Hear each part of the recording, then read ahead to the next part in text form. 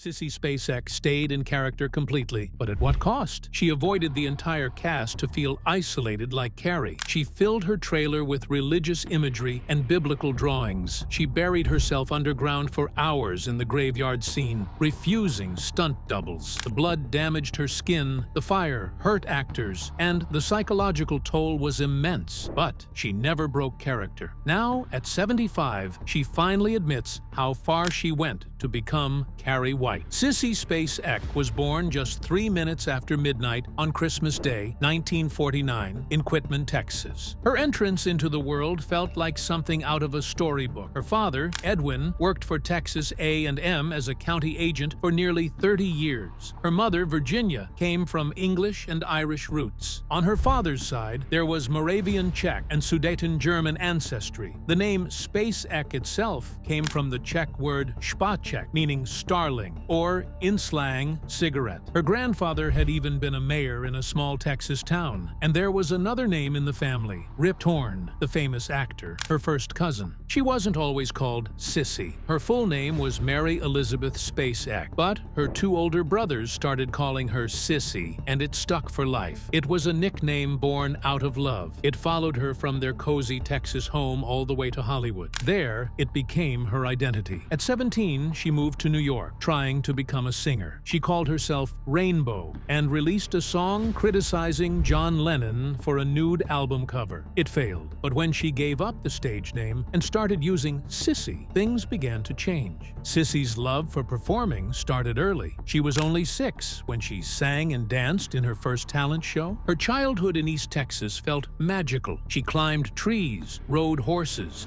and swam in nearby creeks. She remembered being in bed and thanking God for her family and hometown. She didn't want to be anywhere else, but dreams were forming. A local cheerleading troupe sparked her love for performance. A movie theater in Mineola lit the fire. She saw Come Blow Your Horn and imagined herself leaping into the film. Her cousin Rip Torn, when he visited, only fueled that passion. She'd ask him everything about acting. In high school, she was the picture of popularity, a cheerleader, a majorette, homecoming queen. Nobody could have guessed that this bright Texas girl would one day terrify the world on screen, but that's what happened. At 26, she played Carrie White in the 1976 horror film Carrie. The innocent prom queen turned into a telekinetic nightmare. The transformation was chilling. Critics couldn't believe how someone so gentle could be so powerful on screen. It was her first Oscar nomination, and it came from a place deeper than acting. When Sissy was 17, her brother Robbie died of leukemia. He was only 18, a track star, a performer. She called it the defining event of her life. While he was sick, her parents sent her to live with Rip Torn and his wife in New York. After Robbie passed, she returned to the city feeling hollow, but something shifted. That grief gave her fearlessness. Once you experience something like that, nothing else frightens you, she later said. Even decades later, she felt his presence. He's very alive in my heart. Her mother had told her to mourn him fully, then come out stronger, and that's what she did. That pain became her fuel. Back in New York, she still hoped to make music. At 19, she released John, You Went Too Far This Time. The lyrics were poetic but pointed. She was upset over Lennon's nude photo with Yoko Ono. The record didn't chart. Roulette Records dropped her, but she didn't give up. She studied acting at the Lee Strasberg Institute. She learned how to pull emotion from real pain. She passed an audition at Decca Records but was rejected. They said she sounded too much like Loretta Lynn. The irony wouldn't hit her until years later. Her first major movie role came in 1972, Prime Cut. She played a young girl being sold into sexual slavery. It was shocking. The scenes were graphic. Audiences didn't know what to think, but Sissy didn't shy away. She wanted roles that mattered. Around this time, she was also in the New York art scene. Andy Warhol's Factory, experimental film, boundary-pushing spaces. Slowly, TV shows followed. Guest spots on Love, American Style, and The Waltons. They were small steps, but she was learning. Then came Badlands. It changed everything. She played Holly Sargis, a 15-year-old who runs away with a killer, played by Martin Sheen. The movie was based loosely on a real murder spree from 1958. At just 23, Spacek delivered a voiceover that felt eerie and poetic. Her performance was quiet, detached, almost dreamlike but full of depth. It earned her a BAFTA nomination. Critics were stunned. Martin Sheen won Best Actor in Spain's top film festival. Badlands would later be preserved in the United States National Film Registry. The director, Terrence Malick, trusted her completely. Her role carried much of the film's emotional weight, and she handled it with a calm that came from life experience, an innocence mixed with sorrow. She wasn't trying to be a star. She was trying to be honest. That honesty would define her career. Sissy Spacek's journey to becoming Carrie White didn't start with a big audition or a lucky break. It started with a job behind the scenes. In 1974, her husband, Jack Fisk, was hired as art director on a low-budget Brian De Palma film called Phantom of the Paradise. Fisk brought Spacek along to help with set decoration. She wasn't good at it. De Palma joked she was a very awful set decorator, but that visit changed everything. It quietly put her in De Palma's world. By early 1976, De Palma was looking to cast Carrie, the film based on Stephen King's novel. At first, he didn't consider Spacek at all, but Fisk pushed again and again. He told De Palma his wife deserved a shot. Reluctantly, De Palma gave in. He told Spacek to buy the book and prepare. That one call opened the door that changed her life. Spacek took the audition deadly seriously. She didn't just show up, she transformed. She read the book over and over, memorizing every feeling and every bit of pain Carrie went through. Then, she sabotaged a commercial job just to be available. That night before the audition, she made a bold decision. She didn't wash her face. She didn't brush her teeth. She coated her hair in Vaseline to make it look greasy and neglected. She put on an old sailor dress her mother had sewn when she was in 7th grade. She even pulled the hem out to make it hang unevenly. She wanted to look like someone no one wanted to be near. She wanted to feel like Carrie. She thought about a girl from her school, a beautiful but poor girl who wore old clothes and got laughed at. That memory helped her go deeper. I was feeling very sorry for myself, she said later, which was perfect. Meanwhile, De Palma was looking at other actresses, a lot of them. He saw over 100 girls. His top pick was Betsy Slade, known for a quiet performance in our time. In fact, when he called Spacek, he told her she probably wouldn't get the part. He said she shouldn't miss her commercial shoot. Spacek nearly didn't go. At the same time, a strange thing was happening in Hollywood. De Palma and George Lucas were both casting Carrie and Star Wars at once. The same young women were auditioning for both films. Carrie Fisher nearly became Carrie White. Amy Irving, who later played Sue Snell in Carrie, nearly became Princess Leia. Melanie Griffith also tried out, but no one had what Spacek had.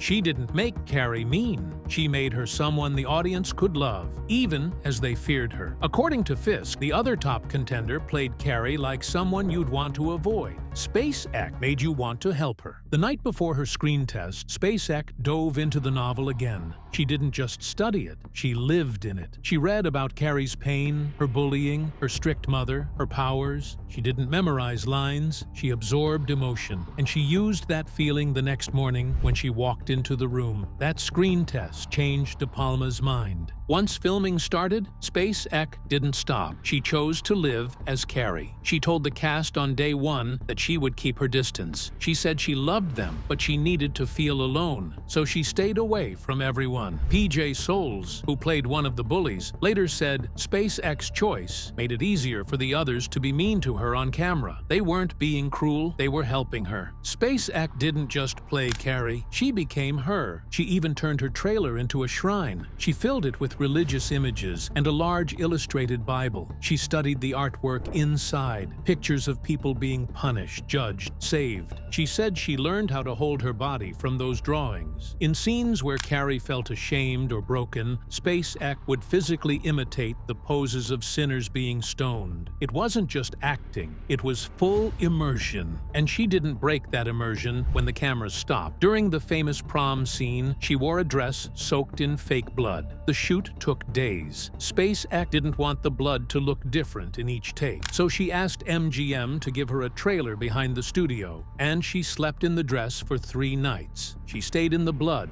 lived in it, so everything on screen would match. That kind of commitment shocked everyone, but she didn't care. She said, "It's gotta match. I want it to look great." On set, people noticed. Betty Buckley, who played the gym teacher, said Spacek always stayed polite. She greeted people, held her herbal tea, kept her distance, but never caused a scene. She respected the work and the people, but she stayed locked into the role. It was supposed to be just another prom scene, but what happened on the set of Carrie in 1976 became one of the most unforgettable moments in horror movie history. That single blood-soaked shot where Sissy Spacek stands frozen in shock while drenched in red took over 2 weeks to film. The team ran through 35 takes to get everything right. And while the actual blood dump took just 1 or maybe 2 tries, depending on whether you ask Brian De Palma or Spacek herself, the entire sequence was a technical and emotional marathon. They used split-screen techniques, old-school effects, and no CGI. When chaos breaks loose in the gym, the crew actually set the whole set on fire. And it wasn't all under control. Tommy Ross actor William Catt remembered how the assistant director panicked and yelled for everyone to run, but De Palma just kept shouting, "Keep rolling!" Sissy Spacek didn't just act, she lived the horror. She stayed in that same blood-drenched dress for 3 days straight. She slept in it, sat in it, and let the sticky mess harden on her skin. The reason? She wanted to feel what Carrie would feel, that trapped, humiliated, suffocating sensation. The blood wasn't real, of course. It was a mixture of corn syrup, food coloring, and water, heated to body temperature around 98 degrees Fahrenheit, so it would flow just right. But under the hot studio lights, it began drying fast. It stuck to her skin like glue and started pulling as it hardened. Within half an hour, it became crusty. Her arms would stick to her body. Crew members followed her with spray bottles, trying to keep the blood wet so she could move. By day 3, it started to smell. Sugar and sweat and heat. A sickly combination, but she never broke character. The gym fire scenes were even worse. The blood on her skin began to caramelize because of the heat. Makeup artists had to chip it off her elbows just so she could walk. Even her hair became stiff. It wouldn't move naturally, so crew members had to comb it strand by strand. During one scene, her hair was so solid from the syrup that it looked more like plastic than human. But the most surreal part? When she first felt the blood fall on her, she said it felt like a warm blanket. That sensation didn't last. Within minutes, her skin was cracking and aching. Her arms stuck to her torso every time they touched. No one could remove the blood between takes. It was impossible to recreate the splatter the same way again. The blood didn't come from a machine. It came from above, poured by her husband. Jack Fisk, the film's art director and her new husband at the time, climbed a ladder and dumped about 3 gallons of the thick red mess onto her head.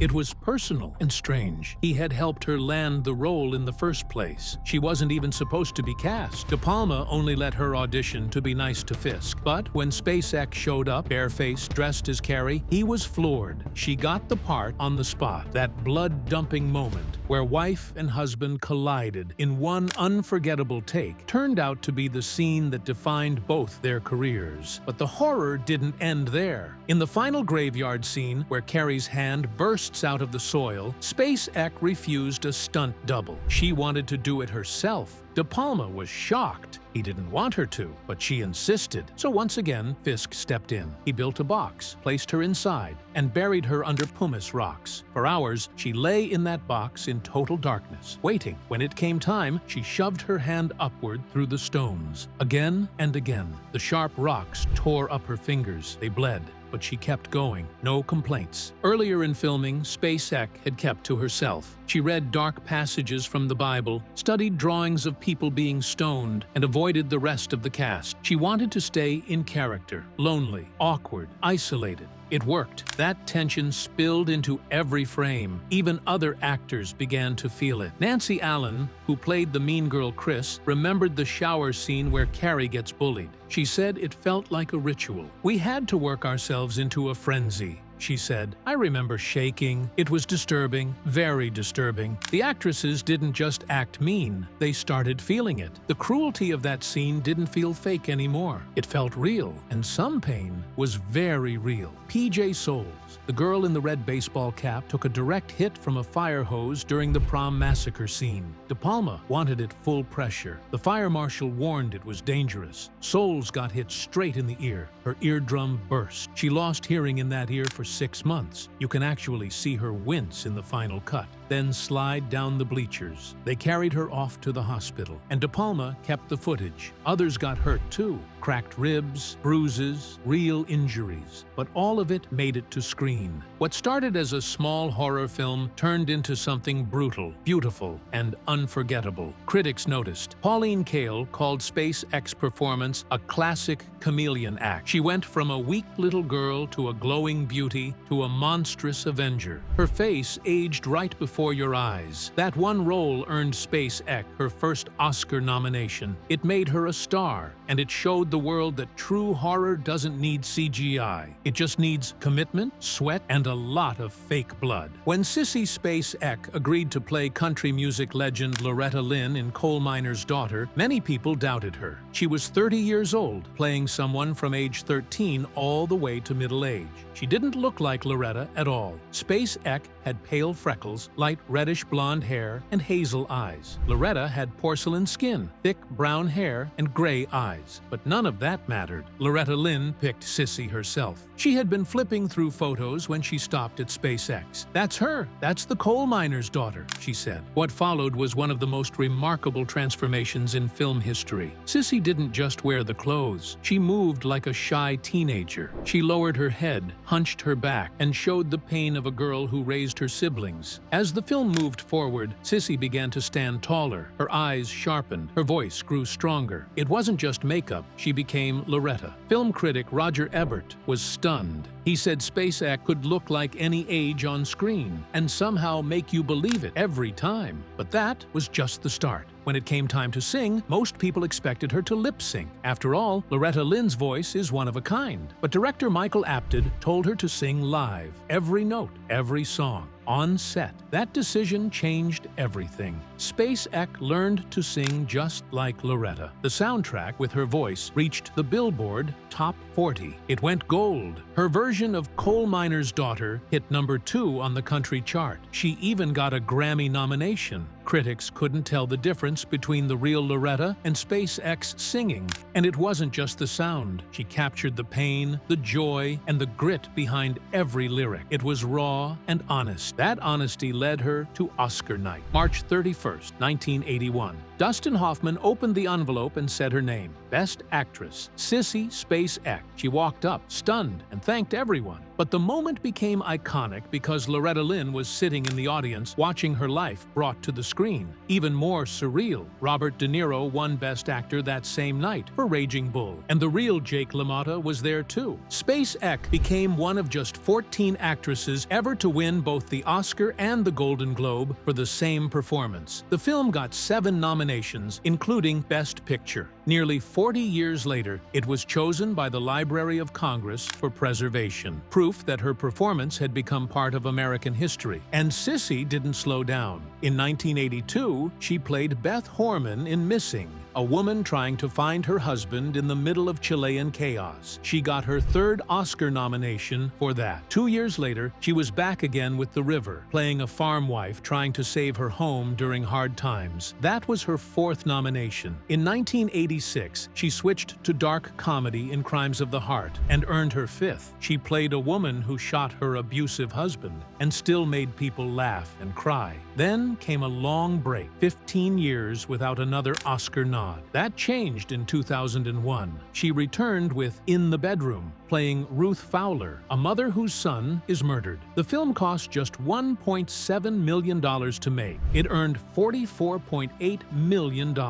Critics called her performance devastating. She won the Golden Globe, the Independent Spirit Award, the AFI Award, and swept the major critic circles. She was 51 and more powerful than ever. Even though she lost the Oscar to Halle Berry, many still Still Believe in the Bedroom should have won Best Picture. But if that role was emotionally draining, nothing compared to what she did in Night, Mother. The 1986 drama showed her as Jessie, a woman calmly planning to end her life, while her mother begs her to stop. The film plays out in real time, 96 minutes with clocks in every room. No breaks, no relief. It was filmed in order, day after day. The house never changed. The emotions built up. Spacek had to stay quiet, steady, detached. It took a toll. She later admitted the film left her depressed. It barely made $442,000 at the box office, but critics respected the raw power she brought to the role. Go back even further, and you'll find Three Women, a strange, dreamlike film from 1977. Directed by Robert Altman, it didn't have a script, just a 50-page dream.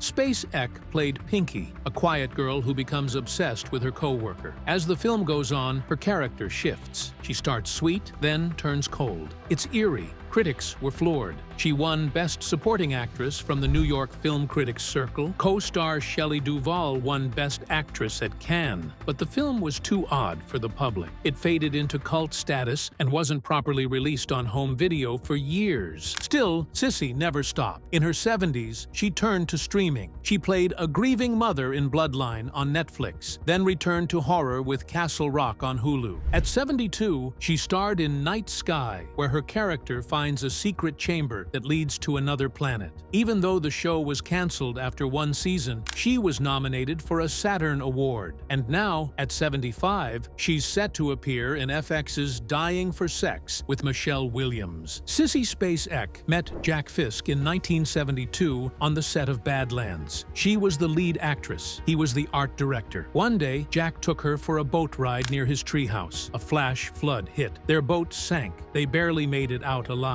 That moment changed everything. Sissy later said, "Right then, I knew life with Jack was going to be eventful." They got married 2 years later, on April 12, 1974. It wasn't a typical Hollywood wedding. They wore blue jeans. The only witness was their dog. They were so unsure about marriage that they opened a joint bank account with exactly $30, the cost of a divorce at the time. Sissy joked later, "Now I think it would take something dramatic like death to end it." They didn't just share a life, they shared work. Jack directed her in Raggedy Man in 1981 and Violets Are Blue in 1986. They kept making films together throughout the 1970s and beyond. That's what bonded them. As of 2025, they've been together for 51 years, one of Hollywood's longest marriages. At the peak of her fame in 1981, right after winning the Oscar for Coal Miner's Daughter, Sissy and Jack made a wild decision. They bought a 210-acre horse farm in Virginia. By 1982, they had left Los Angeles for good. Their new home sat in the Blue Ridge Mountains, far from flashing cameras. It became their refuge. Sissy called the farm her sanctuary. No cameras, no interviews, just quiet. Horses grazed in the fields. There was a pool surrounded by trees, patios overlooking